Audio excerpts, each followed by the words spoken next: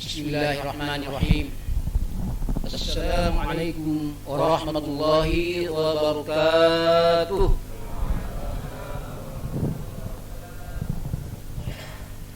Alhamdulillah.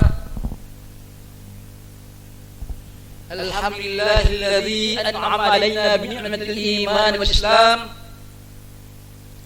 wa adkhalana bi ibadi salihin wa afhamana bi dinil haqqil mubin.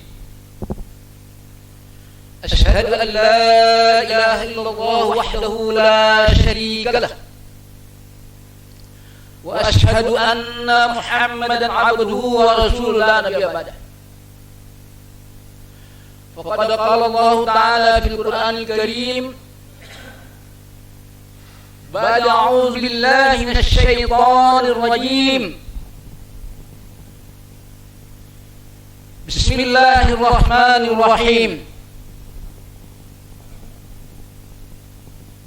Wa man ahsanu qawlan mimman da'a ila Allah wa 'amila shalihan wa qala innani minal muslimin. Al-ayah. Wa yaqulu Allah wa dzakir fa inna dzikra tanfa'ul mu'minin. Wa qala nabiyyuna Muhammadin sallallahu alaihi wasallam al-islamu ya'lu wa la yu'la alayhi. Wa qala aidan balligh anni walau ayah. Shadaqallahul azim wa sadaqa rasulun nabiyul habibul karim. Amma ba'd. Alhamdulillah, jamaah kaum muslimin, laksana salat maghrib yang senantiasa mencari dan mengharap ridha Allah, yang insyaallah kita sama-sama dirahmati oleh Allah Subhanahu wa taala. Hadirin yang mulia, kita hamba Allah yang mengimani keesaan Allah, ketinggian Allah, kebesaran Allah, patutlah pada kesempatan yang berbahagia ini, di tempat yang penuh barakah ini, yakni masjidnya Allah, saya mengajak diri saya pribadi dan hadirin sekalian agar marilah kita sama-sama dengan ikhlas dan rendah hati kita duduk di sini niat iktikaf untuk menghidupkan sunnah daripada baginda Nabi sallallahu alaihi wasallam, dan kita naikkan puja dan syukur kita ke hadirat Allah Subhanahu wa taala yang mana atas kasih Allah kepada kita. Allah Akbar. Allah SWT sudah hari ini telah menghimpun kita di rumahnya Allah SWT untuk jaga tamunya Allah SWT.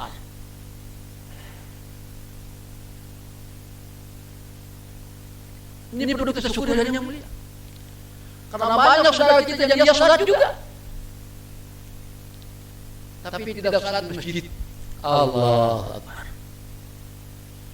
Padahal Allah firman, innama ya'muru masajidallahi man amana billahi wal yawmil akhir. Allah menggarisbawahi hanyalah yang memakmurkan masjid Allah orang yang beriman kepada Allah dan hari akhir.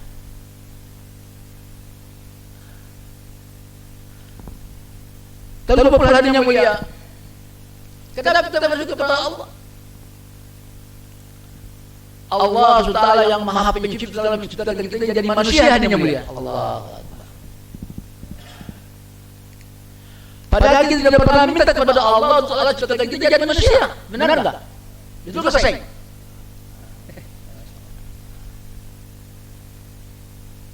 Allah mampu menciptakan kita jadi makhluk yang lain.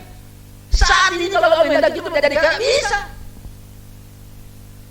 Atau apa yang terjadi kita seadanya Allah mampu kita punya hidup seakan hidup kita. Bagaimana nasib kita? Allah Akbar. Ini maha kasihnya Allah. Allah jadikan kita manusia makhluk yang paling sempurna daripada 18.000 makhluk yang Allah ciptakan di dunia mulia.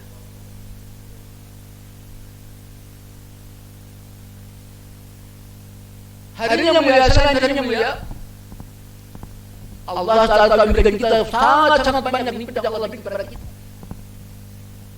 Allah jelaskan, wa in ta'uddu nikmatallahi la tuhsuha. Dan jika kamu menghitung nikmat Allah, niscaya kamu tidak akan mampu menjumlahkannya. Menghitung saja tidak mampu, bagaimana mau bayar? Allahu Akbar. Inilah rahmat Allah.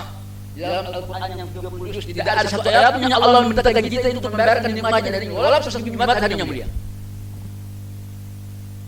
Kalau coba bayangkan kalau lamar sakit di rumah sakit berapa banyak uang yang kita harus keluarkan. Allah.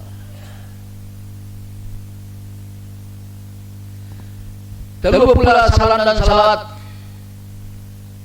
senantiasa kita haturkan keharibaan junjungan kita, panutan kita, idola kita, pemimpin kita, Nabi kita baginda Nabi Muhammad sallallahu alaihi wasallam beserta keluarganya, sahabat-sahabatnya, tabi'in serta pengikut-pengikut setiap baginda yang mukamah. Yang mana atas fikir risau baginda Nabi sallallahu alaihi wasallam, atas mujahadah, susah payah, tangisan, cucuran genimat, derayan air mata, tumpah darah baginda Nabi sallallahu alaihi wasallam. Alhamdulillah hari ini sampai di hari kita. Bahkan dalam hati kita yang mulia. Yang hari banyak orang yang menyepelekan keadaan yang mulia. Hadirin rahimakumullah. Coba kita tengok ke belakang sebelum kita kenal dakwah. Macam apa diri kita hari yang mulia. Hadirin rahimakumullah. Sebagaimana kita sama-sama dalam mengetahui bahwa perkara yang sangat penting dalam hidup dan kehidupan manusia di dunia yang sementara yakni 60-70 tahun dan lebih-lebihnya di akhirat Allah SWT yang kekal abadi selama-lamanya adalah perkara agama yang mulia. Maka saking pentingnya perkara agama yang mulia, Allah SWT telah menghinakan, mengorbankan kekasih-kasihnya para Nabi alaihissalam. Semua Allah hinakan mereka untuk perkara ini. Padahal yang mulia, subhanallah, seluruh Rasul, seluruh Nabi ini adalah orang-orang mulia. Tidak ada Nabi yang cacat dan yang mulia. Tidak ada Nabi yang tidak ganteng dan yang mulia. Tidak ada Nabi yang bodoh dan yang mulia. Seluruh Nabi orang-orang ganteng, orang-orang pintar, orang-orang yang punya akhlak mulia dan yang mulia. Tapi hadirin yang mulia, subhanallah, mereka ini korbankan segala-galanya demi agama ini tersebar yang mulia.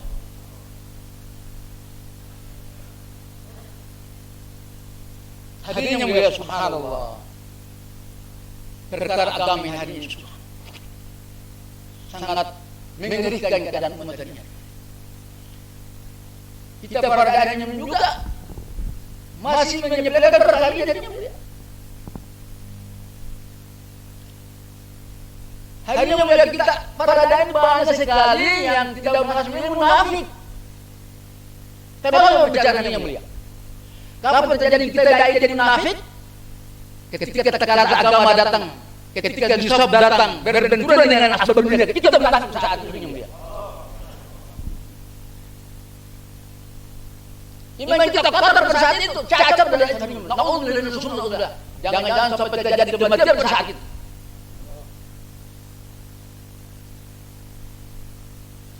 Kita bawa keluar dari Allah masih ada kandung kita yang mulia. Ini syirik yang mulia.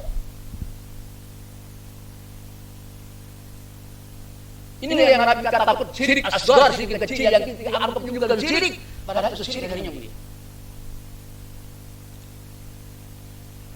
Kalau susah ada uang dulu, mesti buat persiapan mesti dulu, istri punya bekal dulu. 3 hari susah, lalu mati, istri makan dah, istri makan peseng. Kalau kita mati, kita istri masih makan peseng, makan juga. Yang kasih makan siapa? Allah. Hadirin rahimakumullah, hari ini yang kita bicarakan perkara iman saja, perkara iman saja. Ini baru ada di bibir kita dari yang mulia. Hari ini kita dapat rasakan ketika saat kita menyusup, Nisab tahunan. Allah Akbar. Maka keluar 40 hari lagi, 40 bulan lagi. Gimana ini? Gimana? Ini bahasa sidik dari yang mulia. Padahal yang mulia matahari itu besar hanya mulia. Allah mampu mengantarkan dari timur ke barat tanpa minta bantu pada siapapun. Masa Muhammad kecil harus mampu antarkan? Inilah rakyatnya itu sama. Hadirin rahimakumullah. Ada satu kisah. Zaman Rasulullah masih hidup. Suatu ketika Ali radhiyallahu anhu tidur dan dia bermimpi. Ali radhiyallahu anhu bermimpi, dia berjalan bertamu kepada Rasulullah SAW di rumahnya SAW. Dalam mimpinya Ali ini, setelah sampai di rumah Rasul suruh Ali, kamu berjalan keluar rumahmu 3 hari. Dan dalam perjalanan ketika engkau ketemu manusia yang pertama, bunuhlah dia. Maka dalam mimpinya langsung Ali menghancurkan pedangnya dan keluar. Ketika berjalan ini, sebelum ketemu manusia, dia ketemu 2 kali. Satu kali paling besar, lebar dan dalam. Airnya paling jernih, airnya paling banyak dan dalam sekali. Airnya bening. Sedangkan satu kali ini kecil, dangkal, tapi keruh, kabur. Ali melihat keadaan air yang seharusnya kalau keruh yang besar ini. Ali memandang air ini semakin surut air ini, semakin surut. Namun Ali heran, ikan-ikan yang dalam air yang besar ini lari cari makan ke air yang keruh. Dia lari, ikan lari ke sana, lari air yang keruh, cari makan. Sedikit sekali dari air yang keruh ini ikan yang masuk di air yang jernih. Ada apa ini? Tampilannya apa ini?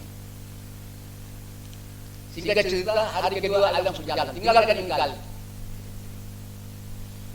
Jalan lagi hari kedua, Ali ketemu 2 tungku. 2 tungku. Di mana 2 tungku di atas tungku ini ada 2 tempat masak air. Ada 2 belanga. Satu belanganya besar, airnya banyak, apinya kecil. Tapi apinya kecil ini airnya mendidih. Sedangkan yang satunya belanganya kecil, airnya sedikit, apinya besar. Airnya tidak mendidih. Ini seharusnya yang mendidih ini yang kecil ini, karena airnya sedikit, apinya besar. Kok tidak mendidih? Sebenarnya yang airnya banyak, kualinya besar, apinya kecil, airnya mendidih. Allah. Apa lagi tampilannya? Hingga cerita hari ketiga Ali jalan, tinggalkan lagi ini tunggu. Berjalan ke sana ketemu seekor burung yang seluruh bulu dadanya ini penuh dengan bertulisan Al-Quran. Sementara burung ini memakan bangkai yang busuk. Ali mendekat, subhanallah, burung yang begitu gagah, yang dadanya semua bertulisan Al-Quran, tapi makanya ini bangkai yang busuk. Maka Ali semakin dekat, ternyata seorang yang dia sujud sudah 450 tahun. Di situ Ali kira ini batu. Maka supaya Ali mau tawaju memandang ini burung, Ali di atas orang yang sujud tadi. Subhanallah. Ketika Ali naik duduk, maka sujud ini merasa beban, orang dia bangun.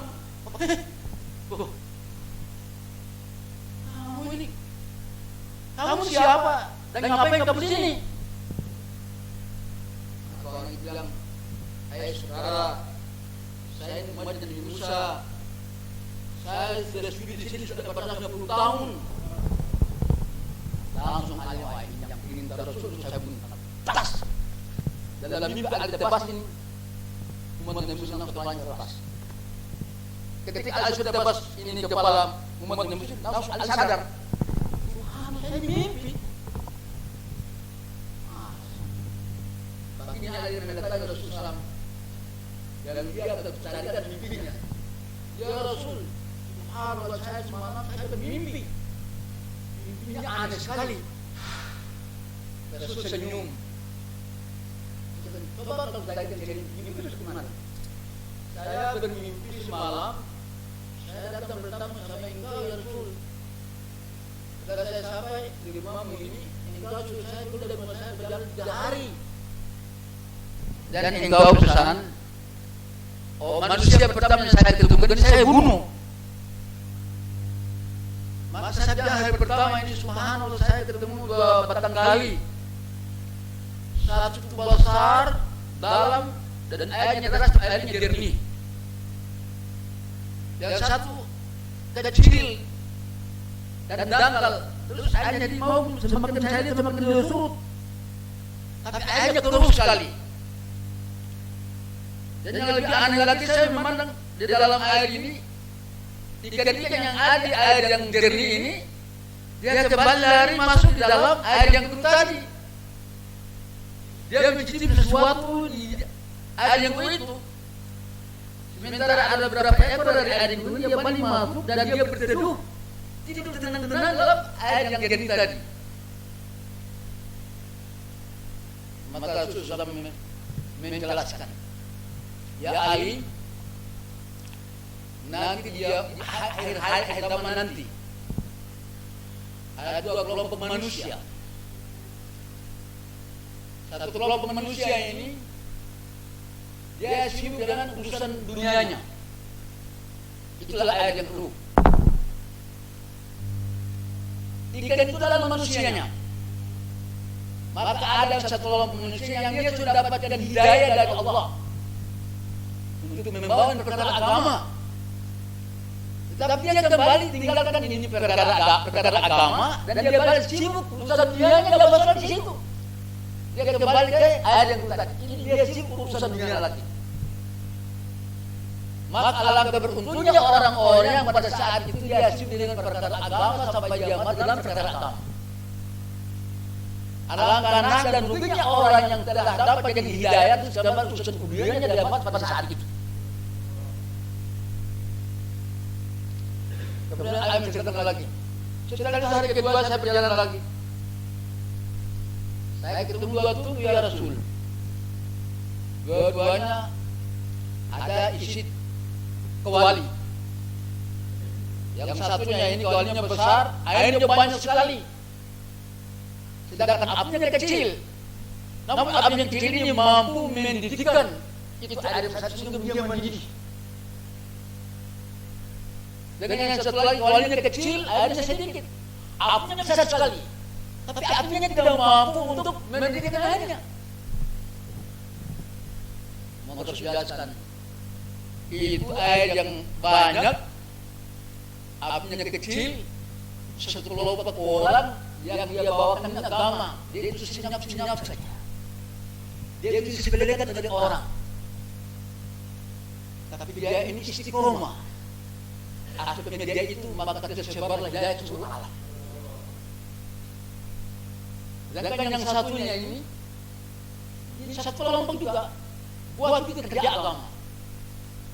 Dia ini kerja agamanya untuk urusan dunia. Untuk bagaimana berkembangnya dunianya. Maka pada saat orang-orang yang menurut sedikit sekali orang yang mengamalkan apa yang disampaikannya.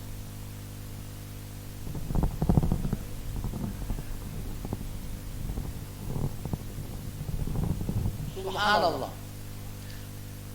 Kemudian dia cerita lagi, ya Rasul setelah itu hari ketiganya saya berjalan lagi. Maka terkejut saya melihat di depan saya ini seekor burung yang dadanya ini burung bertuliskan Al-Quran. Sementara burung ini memakan bangkai yang busuk sekali. Maka saya terkejut dan mengherankan perkara. Burung yang begitu gagah, dadanya bertuliskan Al-Quran, tetapi makan bangkai yang busuk.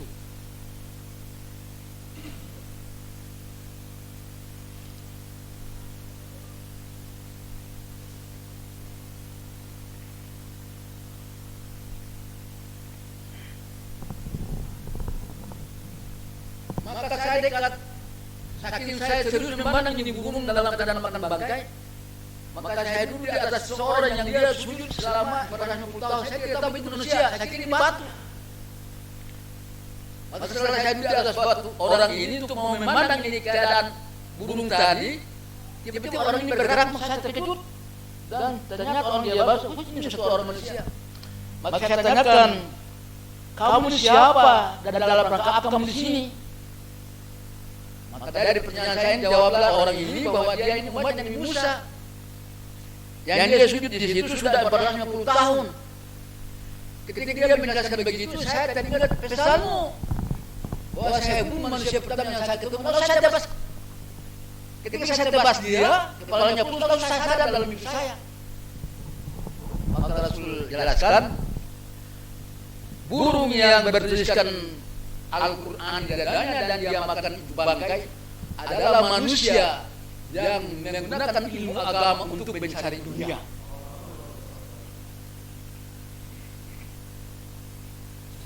Manusia yang berdakwah untuk mencari dunia. Maka orang ini kenapa dibunuh? Dia ini sama saja dia mau membunuh dirinya sendiri. Seluruh usahanya sia-sia, dia merasa nanti dia akan menderita musuh selama-lamanya. Maka hadirin yang mulia, kita duduk di sini bukan kita mau mendeklarasikan tentang ini, bukan. Kita sama-sama renungkan ini perkara ini. Hadirin yang mulia, hari ini di mana-mana masjid-masjid, musola-musola, rumah-rumah orang Islam tidak ada amalan agama. Kenapa ini? Karena hari ini umat Islam lemah iman, itu jawabannya. Kenapa umat Islam lemah iman? Karena hari ini umat Islam apa yang difikirkan, apa yang diusahakan, apa yang dia lihat, apa yang dia dengarkan, apa yang dia idam-idamkan adalah perkara dunia. Ini yang membuat umat Islam hari ini lemah iman. Maka ulama katakan, apabila perkara-perkara ini tidak segera diatasi, maka akan muncul tiga perkara. Akan muncul tiga perkara. Yang pertama, yang umat ini lupa atau tidak tahu apa maksud Allah Subhanahu wa taala mengantarkan dia ke bumi ini. Mungkin dia lupa atau mungkin tidak tahu sekali apa maksud Allah Taala antarkan dia ke bumi. Padahal Allah sudah jelaskan dalam Al-Quran, "Wa ma khalaqul jinna wal ins illa liya'budun." Tidaklah aku ciptakan jin dan manusia kecuali untuk menyembah padaku. Itu maksud Allah antarkan kita ke bumi yang mulia. Perkara yang kedua yang mulia, umat ini lupa atau tidak tahu bahwa harta dan diri orang beriman ini telah dibagi oleh Allah dengan sunnahnya Allah Subhanahu wa taala. Allah jelaskan, "Innallaha ashtara minal mu'minina anfusahum bi amwalihim bi annahum jannah." Sesungguhnya Allah telah membayar, menukar harta dan diri orang beriman dengan sunnahnya Allah Subhanahu wa taala. Kemudian perkara yang ketiga, umat ini lupa atau tidak tahu siapa kawan dan siapa lawan. Tidak jelas lagi umat ini. Siapa yang harus dia punya teman bergaul dan siapa yang lawannya dia. Hari ini di sini tidak begitu nampak. Kami di daerah yang mayoritas Nasara paling nampak sekali hari ini. Ada seorang muslim sendiri, satu orang saja. Dia calon, lawannya 7 orang Nasara. Yang 7 orang Nasara yang menang. Allah. Yang pilih siapa? Orang muslim. Hari ini ulama katakan, apabila tiga perkara tidak segera diatasi, maka akan muncul 5 penyakit akan menyerang umat ini. Dan penyakit ini bukan akan menyerang, sudah menyerang umat ini. Siang, malam, pagi dan sore, dari muka, belakang, kiri, kanan, atas, bawah. Penyakit sudah menyerang umat ini. Secara bertubi-tubi. Penyakit apa itu tadinya ya? Ulama beritahu. Yang pertama, umat ini cinta kepada makhluk, lupa kepada yang menciptakan makhluk itu sendiri yang mulia. Sibuk makhluk saja. lupa kepadanya yang menciptakan makhluk sendiri. Penyakit yang kedua yang mulia, umat ini cinta kepada benda, lupa kepada hisab jadinya mulia. Datangkan lagi, beli, datanglah hari beli model ini, hari beli, datang kumpul lagi. Sementara dia lupa kepada hisab jadinya. Penyakit yang ketiga, umat ini sibuk cinta kepada bangunan, lupa kepada kubur hadinya mulia. Padahal semakin tambah umur semakin dekat kubur hadinya mulia. Jangan kita tertib dengan orang Yahudi panjang umurnya potong kue. Jangan. Kita tertib hadinya mulia. Semakin dekat, semakin tambah umur semakin dekat kubur hadinya mulia. Kemudian yang keempat hadinya mulia, umat ini sibuk cinta kepada dunia, lupa kepada akhirat. Karena dunia itu bukan tempat tinggal kita di sini.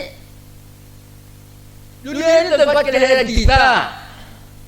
Tempat tinggal kita adalah akhirat Allah Taala. Kemudian yang kelima yang mulia, umat ini cinta kepada kehidupan, lupa kepada kematian. Padahal kematian itu pasti, Pak. Hadirin yang mulia, ulama beritahu, maksud Allah Taala mengantarkan kita ke bumi ini untuk menghadapi 4 kesiapan. Berapa kesiapan? 4 kesiapan. Yang pertama kita ini harus siap untuk taat kepada Allah. Maksud Allah mengantarkan kita ke bumi ini untuk siap taat kepada Allah. Itu yang pertama. Kesiapan yang pertama. Maka sebab ini saat ini, maka kita menghadapi kesiapan yang kedua. Itu apa? Siap untuk diuji. Allah. Untuk taat diuji dulu. Maka Allah Ta'ala datangkan 18.000 makhluk untuk menguji manusia. Selalu yang ada ciptaan ada dalam makhluk ini, Allah ciptakan untuk menguji manusia ini. Kemudian hadirin yang mulia, kesiapan yang ketiga, untuk menghadapi ujian ini, maka kita ini menghadap perlu kesiapan yang ketiga, siap untuk berjuang dan berkorban. Perjuangan tanpa pengorbanan itu bukan perjuangan. Maka ini kesiapan yang ketiga itu siap untuk berjuang dan berkorban. Kemudian yang keempat, kesiapan yang keempat yang mulia, siap untuk menghadapi yang namanya al-maut atau kematian.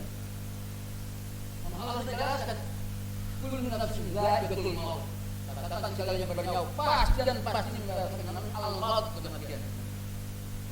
Bahkan ayat dalam al-Qur'an secara detail, "Idza ajal as-sa'atu wa la ajal al-jabut tidak bisa diurus atau maju kalau saya belum stop."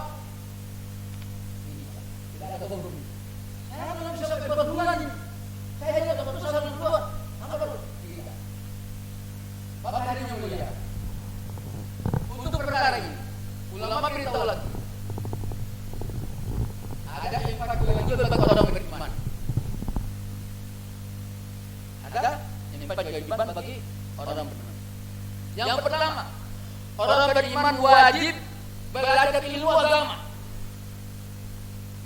Ini wajib, bukan sunnah, Pak. Wajib.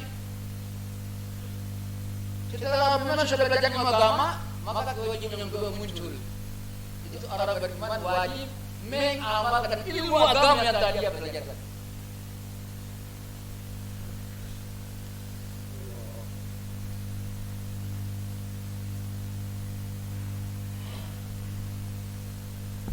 Setelah sudah amalkan ilmu agama, maka kewajiban yang ketiga muncul. Orang beriman wajib mendakwakan ilmu agama yang tadi dia amalkan.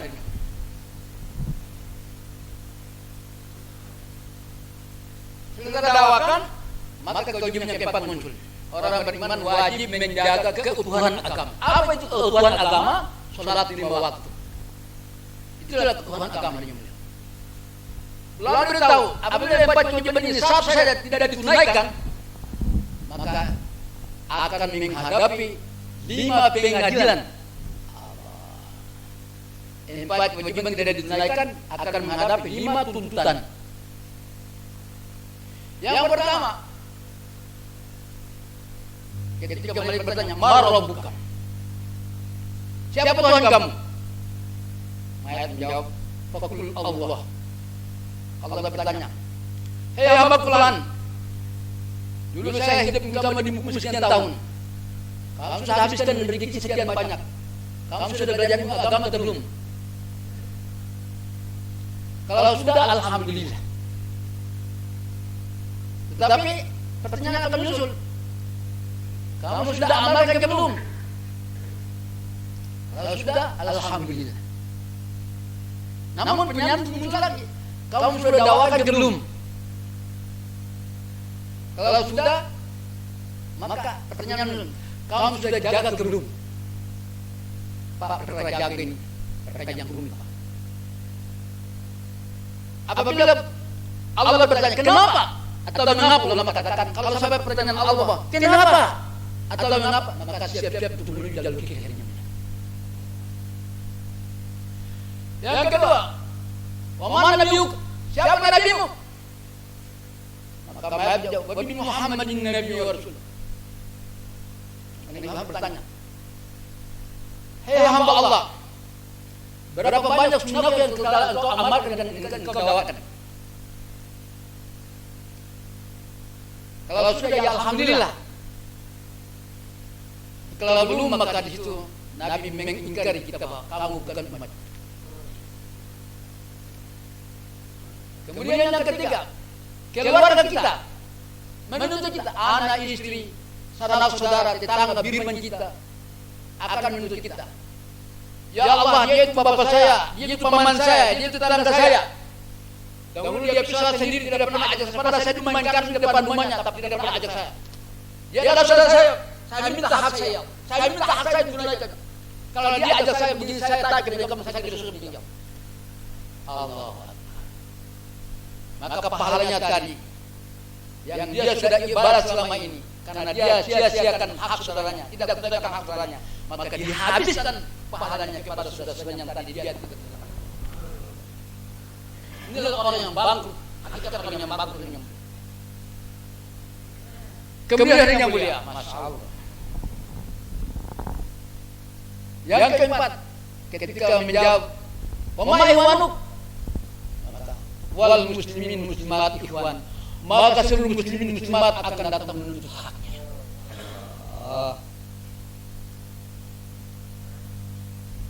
Yang kelima, diri sendiri menuntut diri sendiri.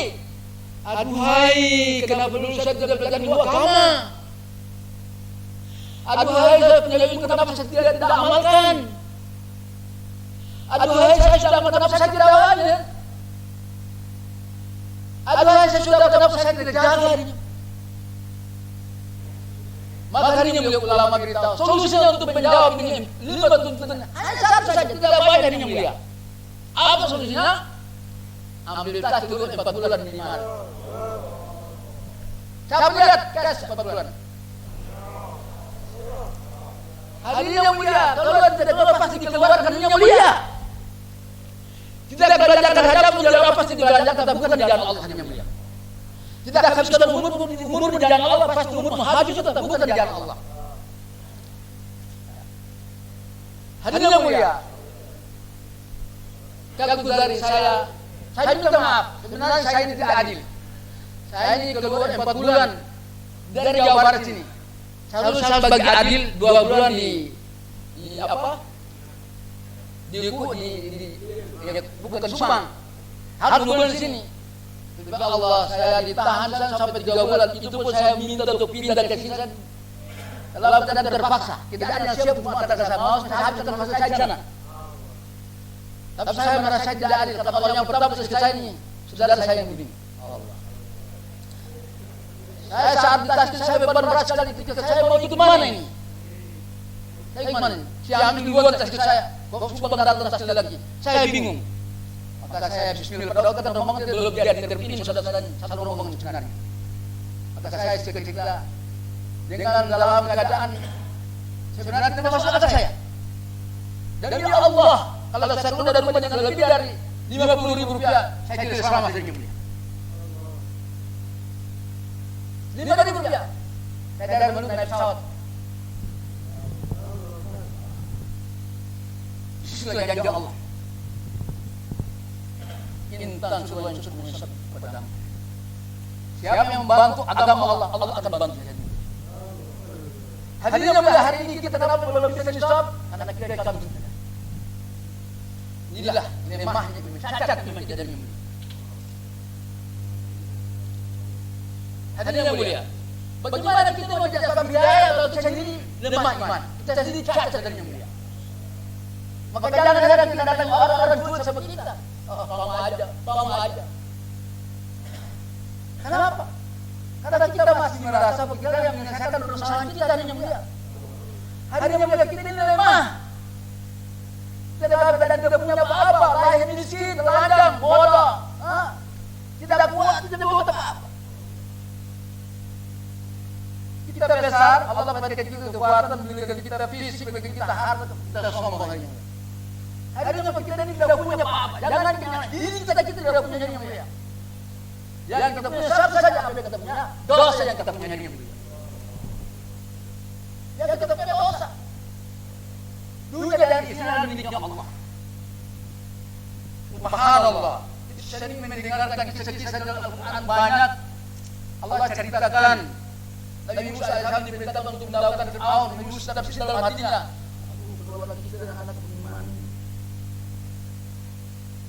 Tapi dalam hatinya dia ungkapkan hanya tadi. Allah suruh, hai Musa, pukullah tongkat sepatu. Allah Akbar. Musa pukul, terlelepat ada satu wadah.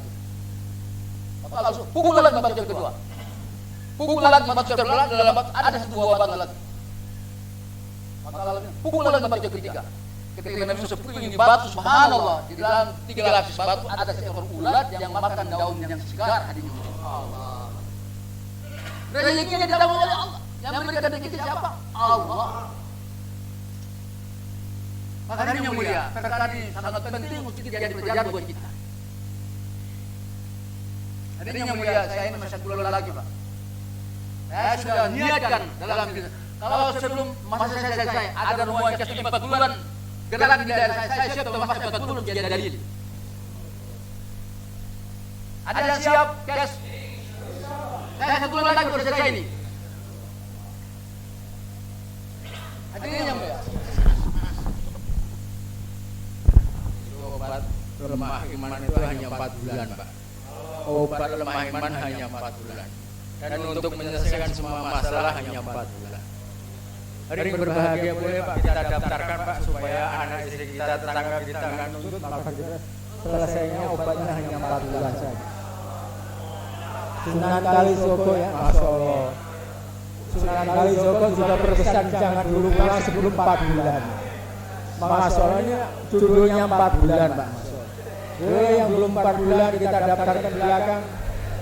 Yang sudah kiri, Masya Allah kita daftarkan ke lebih jauh. Yang belum ke IPP maka kita daftarkan ke IPP insya Allah. Semuanya daftar, mudah-mudahan Allah Subhanahu wa Ta'ala berangkatkan selesaikan semua permasalahannya.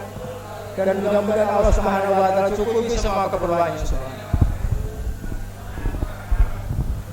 Semoga Allah Ta'ala pahamkan kita semua. Untuk saya berada majelis hari sama-sama sudah subhanallah wa bihamdihi subhanallah. Assalamualaikum warahmatullahi wabarakatuh.